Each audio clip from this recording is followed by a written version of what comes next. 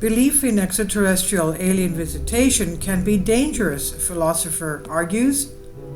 Scottish philosopher Tony Milligan maintains that belief in alien visitors is a widespread societal problem. Tony Milligan says the idea that aliens may have visited the Earth is becoming increasingly popular. Around the fifth of UK citizens believe Earth has been visited by extraterrestrials, and an estimated 7% believe they have seen a UFO.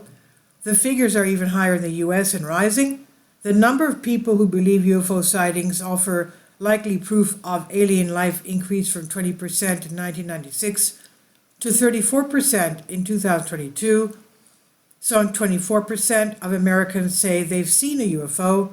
This belief is slightly paradoxical, as we have zero evidence that aliens have even exist, and what's more, given the vast distances between star systems, it seems odd we'd only learn about them from a visit. Evidence for aliens is more likely to come from signals from faraway planets.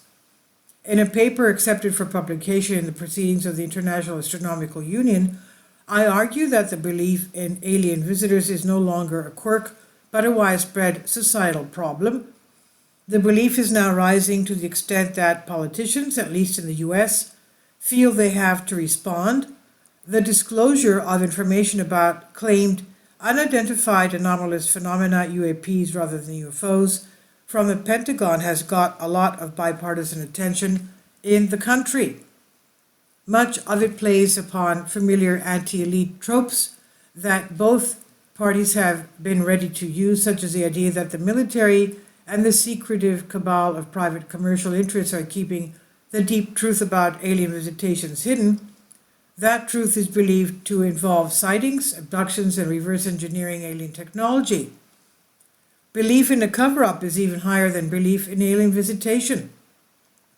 In 2019, a Gallup poll found that a staggering 68% of Americans believe that the US government knows more about UFOs than it is telling. This political trend has been decades in the making. Jimmy Carter promised document disclosure during his presidential campaign in 1976, several years after his own reported UFO sighting. Like so many other sightings, the simplest explanation is that he saw Venus. That happens a lot.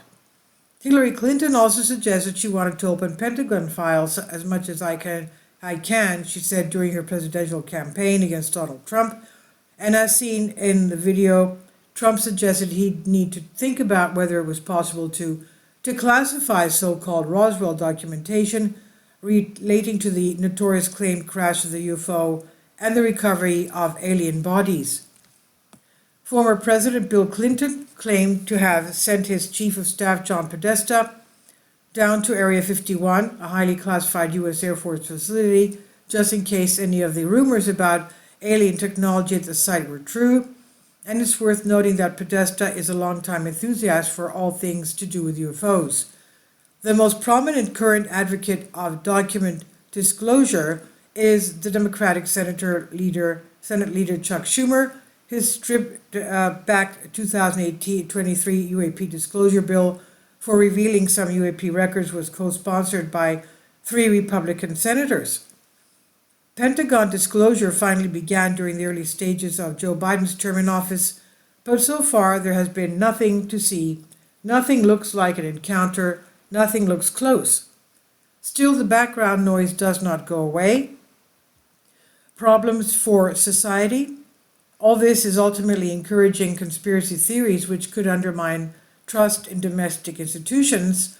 There have been humorous calls to storm Area 51, and after the storming of the Capitol in 2021, this now looks like an increasingly dangerous possibility. Too much background noise about UFOs and UAPs can also get in the way of legitimate science communication about the possibility of finding microbial extraterrestrial life. Astrobiology, the science dealing with such matters, has a far less effective publicity machine than ufology. History, a YouTube channel part owned by Disney, regularly delivers shows about ancient aliens. The show is now in its 20th season and the channel has 13.8 million subscribers. The NASA Astrobiology channel has a hard-won has a hard-won 20,000 subscribers, actual science finds itself badly outnumbered by entertainment repackaged as factual. Alien visitation narratives have also repeatedly tried to hijack and overwrite the history and mythology of indigenous people. The first steps in this direction goes back to Alexander Kazantsev's science fiction tale Explosion, the story of Hypothesis, 1946. It presents the 1908 Tunguska meteorite impact event as a Nagasaki-like explosion of an alien spacecraft engine. In Kazantsev's tale, a single giant black female survivor has been left stranded, equipped with special healing powers. This led her adoption as a shaman by the indigenous Evenki people. NASA and the space community do support efforts such as the Native Skywatchers initiative set up by the indigenous Ojibwe and Lakota communities to ensure the survival of storytelling about the stars.